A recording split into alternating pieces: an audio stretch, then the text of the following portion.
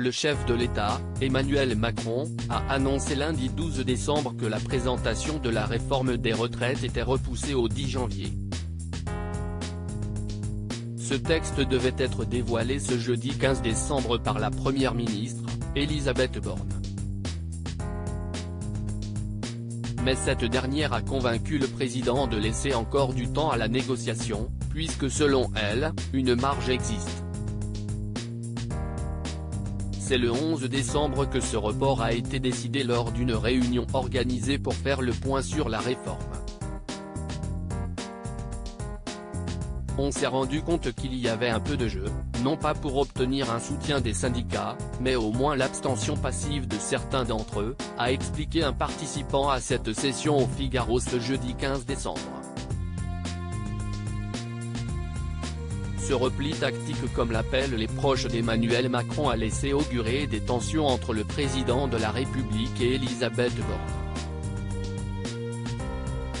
Un ministre de poids a réfuté, tout en apportant une nuance: on ne peut pas encore parler d'affrontement entre l'Élysée et Matignon, mais il y a une réalité qu'on ne peut pas nier non plus, le président et la première ministre n'ont tout simplement pas le même mandat.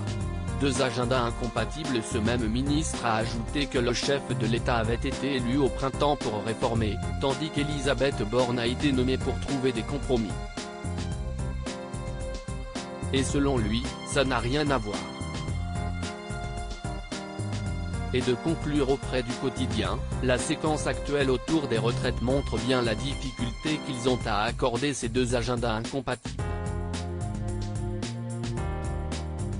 Il faut dire que la première ministre serait intéressée par la réforme votée par le Sénat, qui vise à repousser l'âge de départ à la retraite à 64 ans.